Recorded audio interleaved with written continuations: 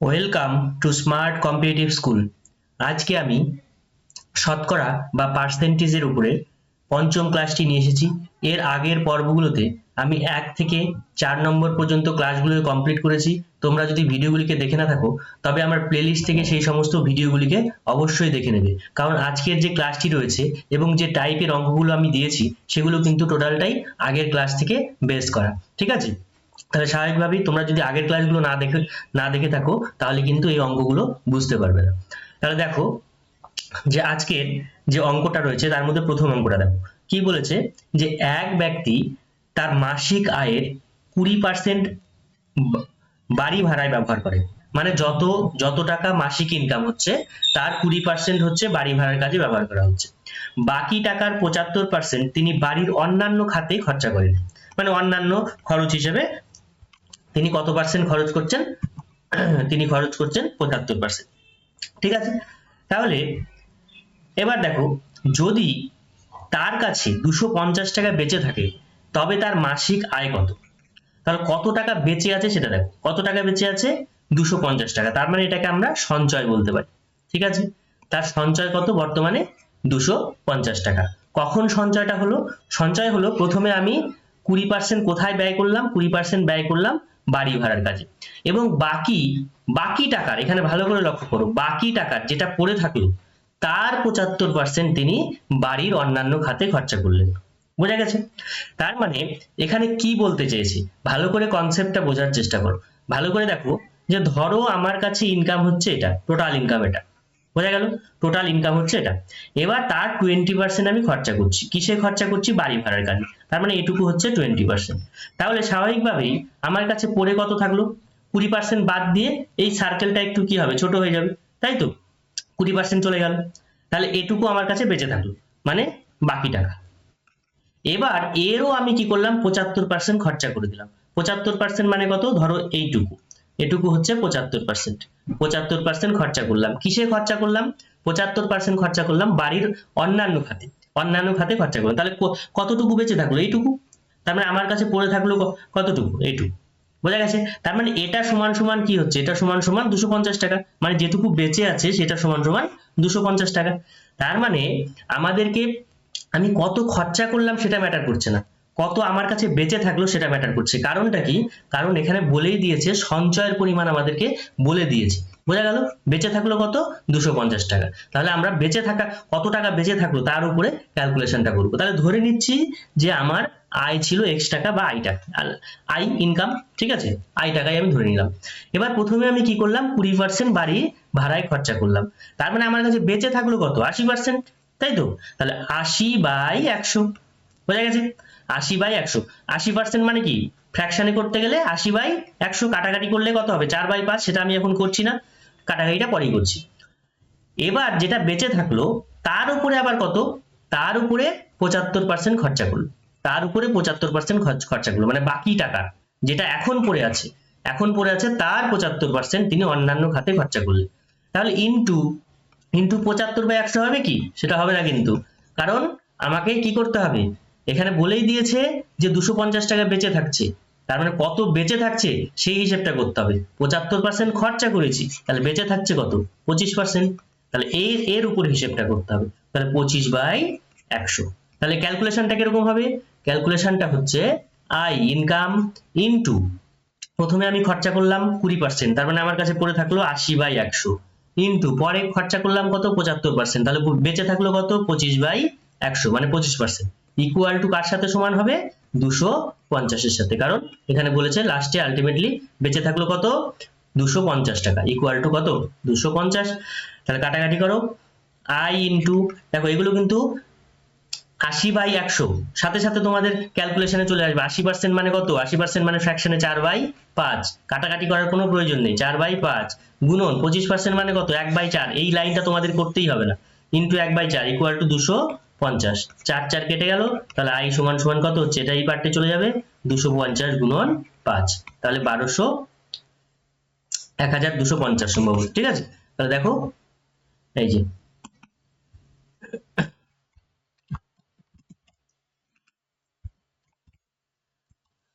দেখো 1250 250 টাকা। বোঝা গেছে? তাহলে এবার দেখো নেক্সট অঙ্কটা। একই রকম ভাবে এর পরবর্তী যে অঙ্কটা রয়েছে সেটা এর থেকে একটু জটিল হবে, কিন্তু কনসেপ্ট কিন্তু সেম। এক ব্যক্তি বাড়ি ভাড়ার জন্য 16.66% খরচ করলেন। বাকি টাকার, এই যে দেখো আবার বাকি টাকার এত পার্সেন্ট, 12.5% তিনি জামা কাপড় কিনতে খরচা করলেন, জামা কাপড়ের খরচা করলো। আবার বাকি টাকার মানে যেটুকু বেঁচে থাকলো তার 25% যাতায়াতের জন্য খরচা করলেন। আবার বলেছে যে বাকি টাকার 27.27% খাওয়া দাওয়ার জন্য খরচা করছে। তাহলে বর্তমানে যদি তার কাছে 1225 টাকা সঞ্চয় হিসেবে থাকে, তবে তার মাসিক আয় কত? একই অঙ্ক, কিন্তু তফাৎটা কি ছিল? আগেরটা তফাৎ ছিল সিম্পল ভ্যালু ছিল 20%, 30%, ঠিক আছে, এই ধরনের ভ্যালু ছিল, কিন্তু এখানে কি আছে? এখানে ভ্যালুগুলো একটু জটিল আছে। তাহলে সেক্ষেত্রে আমরা কি করতে পারি? প্রথম ক্লাসেই বলেছিলাম যে 16.66% এর মান কত? 16.66% মানে হচ্ছে 1/6। বোঝা গেছে? তারপরে কত পার্সেন্ট বলেছে দেখি?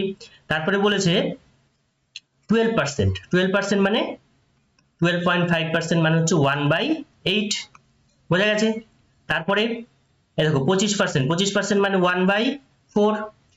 27.27% মানে কত?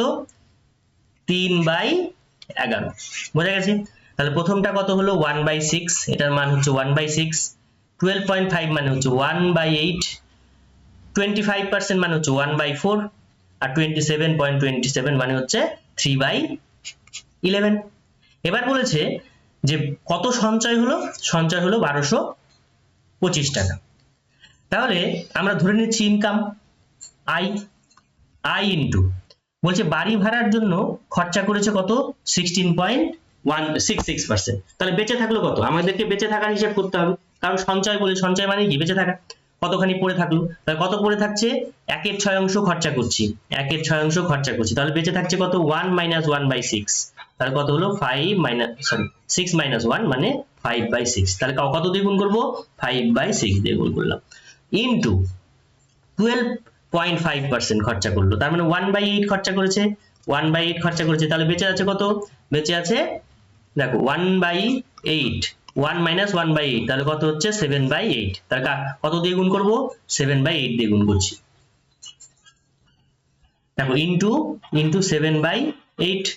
তারপরে বাকি টাকার 25% খরচা করলো, বাকি টাকার 25% খরচা করলো মানে হচ্ছে 1/4 খরচা করলো, তাহলে বেঁচে গেছে কত? 1 - 1/4। তাহলে 4, 4 - 1 কত? 3/4। তাহলে 3/4 বেঁচে আছে, তাহলে ইন্টু 3/4। তারপরে আর কত? 27.27%। তাহলে 27.27% মানে হচ্ছে 3/11। তাহলে কত পড়ে আছে? 1 - 3/11। তাহলে 11 মাইনাস, তাহলে 8/11 ইন্টু 8/11। বোঝা গেল? এটা কার সাথে সমান হচ্ছে?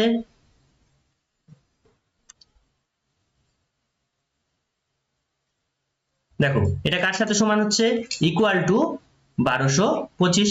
তাহলে আই সমান সমান কত হচ্ছে? দেখো এই 8 8 কেটে গেল, তারপরে 3 দুগুণ 6, তারপরে কত হলো? এই দেখো আই ইন্টু, দেখো ক্যালকুলেশনটা করে দিয়েছি খাতায়, এই যে I into 5/6 into 7/8 into 3/4 into 8/11। কাটাকাটি করলাম, কাটাকাটি করে কত হচ্ছে? 1225 ইকুয়াল টু 1225। তাহলে 1225 গুণন কত হচ্ছে? এই নিচের গুলো উপরে উঠে গেল, গুণন 4, এই যে 4 গুণন 2 গুণন 11 ডিভাইডেড বাই 5 ইন্টু 7। 5 7 কত? 35। 35 ইন্টু 35 কত হয়? 1225। তাহলে 35 গুণন 8 গুণন 11, 35 গুণন 8 গুণন 11 মানে 35 গুণন 88। এর অ্যান্সার হচ্ছে 3080। দেখো এখানে অ্যান্সারে কিন্তু যে অপশনগুলো দিয়েছি তার মধ্যে কিন্তু এটা নেই, ঠিক আছে? তাহলে এটা অ্যাকচুয়ালি অপশনে ভুল আছে, তাহলে ডি একটা অপশন দিয়ে দিচ্ছি, কত? 3080, তাই তো? 3080। কোথাও সমস্যা আছে বুঝতে?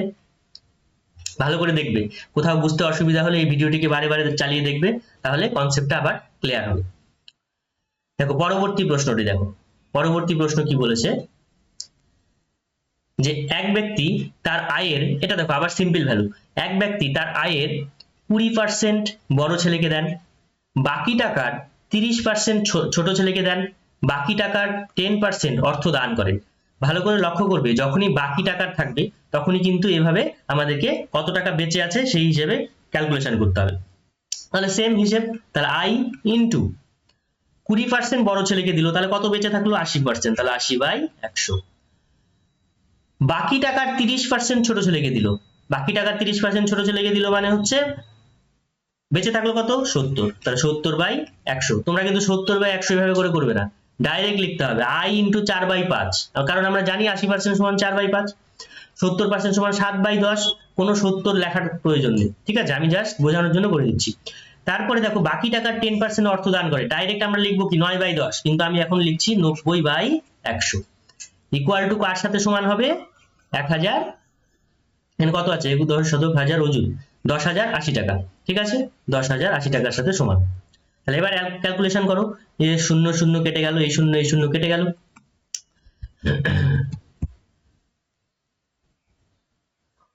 দেখো তাহলে আই সমান সমান কত হচ্ছে 1080 গুণন 10, এই 10টা এইদিকে চলে গেল, 10 গুণন এই 100টা এইদিকে চলে গেল, আর ডিভাইডেড বাই 8 পড়ে আছে, ডিভাইডেড বাই 8 গুণন 7 গুণন 9, ক্যালকুলেশনটা তোমরা করে নেবে। তাহলে ইকুয়াল টু কত হচ্ছে আই সমান সমান তার ইনকাম কত হলো, ইনকাম হলো 20,000 টাকা। বোঝা গেছে কিনা, তার মাসিক ইনকাম হচ্ছে 20,000 টাকা।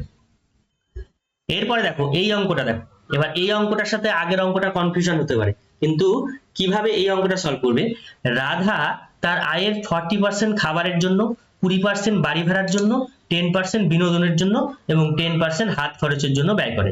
তাহলে মাসের শেষে তার সঞ্চয় হচ্ছে কত 1500 টাকা। তাহলে মাসিক আয় কত, দেখো আগের অঙ্ক আর এই অঙ্কের মধ্যে তফাৎ কি, আগের অঙ্ক কি ছিল, আগের অঙ্কে ছিল যত বাকি থাকলো তার উপরে 10%, যত বাকি থাকলো তার উপরে 11%, এরকম ছিল। দেখো এই যে বাকি টাকার এই হিসেব, এখানে দেখো বাকি টাকার, তারপরে ঠিক আছে আগের অঙ্কটাও দেখো